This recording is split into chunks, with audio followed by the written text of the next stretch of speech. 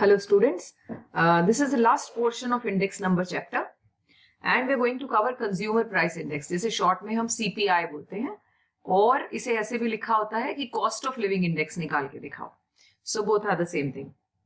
इसके आपने जो याद रखने हैं CPI के formulas, there are two formulas. Okay, they are not new, but yes, let me just explain and then I'll talk to you. सबसे पहला जो है वो है aggregative expenditure method. Okay, so it is aggregative expenditure method. And the second one in the row is family budget method. तो आप इस तरह से फ्लो चार्ट बना लीजिए ताकि आपको एग्जाम्स में it will be very easy for you to refer all the methods. All right, चलिए we'll start with aggregative expenditure method. बेटे आपको याद होगा लेस्पेयर का मेथड. बस लेस्पेयर का फॉर्मूला ही नाम बदलकर यहाँ पर एग्रीगेटिव मेथड बोल दिया जाता है. जैसे कि सीपीआई कैसे निकालेंगे हम यहाँ पर PO1 इज इक्वल टू क्या था मेथड लेस्पेयर का, याद है?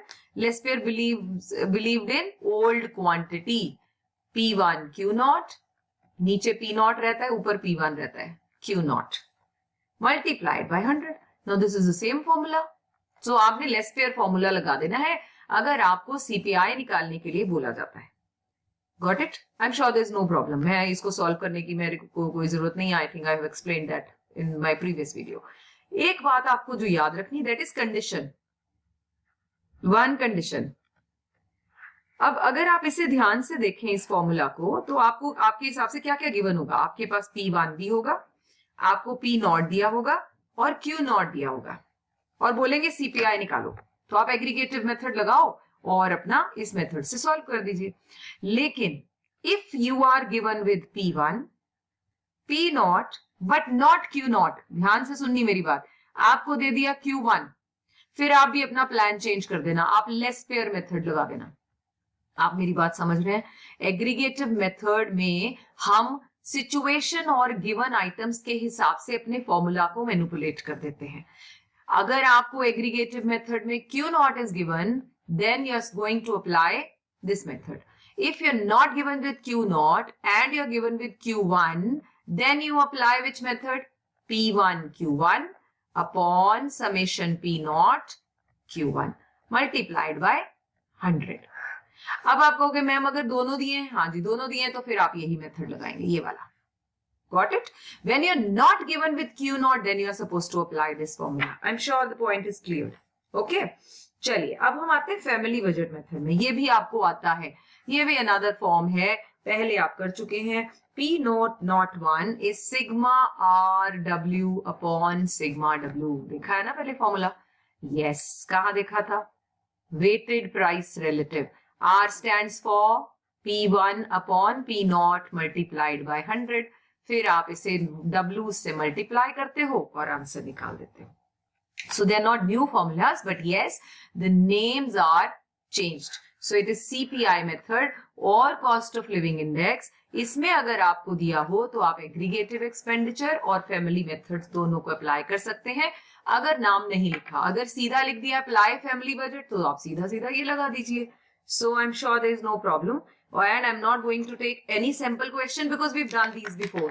तो अगर आपको देखना हो कि ये कैसे होंगे तो आप एक काम कीजिएगा, आप पिछले वीडियोस को खोलकर देख सकते हैं. ठीक है राजे? चलिए इसके बाद जो हम नेक्स्ट बात करेंगे दैट इज आपको कभी कभी जो है वो आ जाता है इसमें ना इन्फ्लेशन निकाल कर दिखाओ, या उसे होलसेल प्राइस इंडेक्स के अंडर भी कवर करते हैं. Let me change the screen. Inflation calculate करने के लिए कह सकते हैं. ये आपको हो सकता है एमसीक्यू में भी आए और हो सकता है आपको जनरली पूरा कंप्लीट क्वेश्चन सॉल्व करने के लिए भी आए. तो आप रेट ऑफ इन्फ्लेशन भी कह देते हैं, वो रेट ऑफ इन्फ्लेशन निकालो या इन्फ्लेशन निकालो. So the formula here is A2 minus A1 upon A1 यानी प्रीवियस मल्टीप्लाइड बाय 100. अब ये है क्या A2 A1? A2 जो है बेटे, जो A1 है दैट इज होलसेल प्राइस जो दिया होगा आपको प्रीवियस वीक का दिया होगा.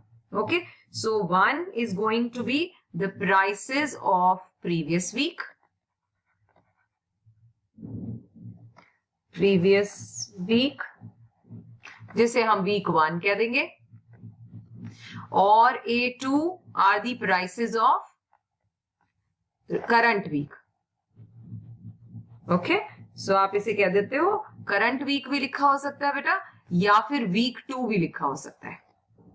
तो ये पुराना हो गया, ये नया, तभी तो चेंज निकाल लिया. चेंज कैसे निकालते हैं जी? नए में से पुराने को माइनस करके. और डिवाइड किससे करते हो चेंज में? पुराने से multiplied by 100. Let's pick up an example. ये आपको सीधा सीधा पेपर में या तो क्वेश्चन फॉर्मूला मांगा जा सकता है एमसीक्यू में, find out which one is the correct one. आप इसे चेंज इन ए भी कह सकते हो बेटा. चेंज याद है, डेल्टा यूज करते थे हम उसमें, किसमें? डिमांड में. अपॉन A1 या A0, कुछ इस तरह से भी हो सकता है, multiplied by 100. They both are correct. Okay, अच्छा अब देखो दिया गया है हमारे सामने, हमें कहते हैं वीक 1 के जो प्राइसेस हैं दैट इज 200, वीक 2 के जो प्राइसेस हैं that is 250. Find out the rate of inflation. कैसे निकालोगे?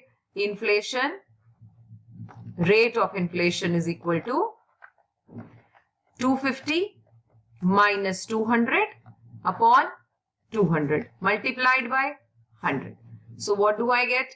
I get 50 upon 200 into 100. So if I just cut this, what do I get? I get 25% में होगा. 25% is the inflation of this particular commodity in the market. I'm sure there is no trouble in this. तो ये आपको समझ आ गया होना चाहिए.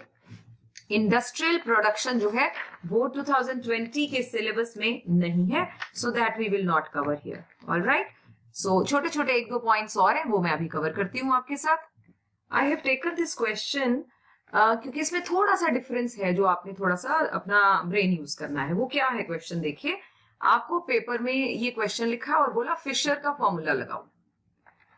According to Fisher's formula, if you remember, so we have delta P1 Q0 upon delta P0 Q0 multiplied by P1, नीचे P0 होता है और ये लेटेस्ट क्वांटिटी आ गई, and outside is 100. Now what do I need here is, ये base year price है तो ये P0 होगा. Let me change the colour. ये P0 होगा. ये वैल्यू लिखा है, आपने बिना पढ़े इसको क्यों नहीं लिख देना. ये वैल्यू लिखा है Raje, value. Value is not the quantity. आप मेरी बात समझ रहे हैं? तो सबसे पहले आप जो मैंने इस पॉइंट में क्लियर करना है, you have to change and you have to find out where is the quantity. So how can I find out quantity? That's the question in this. तो आप क्या करते हो? देखो बेटा, वैल्यू का मतलब कितने पैसे दिए, तो वैल्यू होती है price into quantity. Price into quantity. अब आपके पास प्राइस भी है और वैल्यू भी है, आपको क्वांटिटी नहीं मिल सकती? मिल सकती. कैसे? प्राइस उधर जाके मल्टीप्लाई, उधर जाके क्या हो जाता है? Divide. Value upon price is going to be quantity. तो आपको सबसे पहले इस तरह के क्वेश्चन में, ये आपके TR जैन बुक में क्वेश्चन भी दिया हुआ है जहां से मैंने ये क्वेश्चन पिक किया है.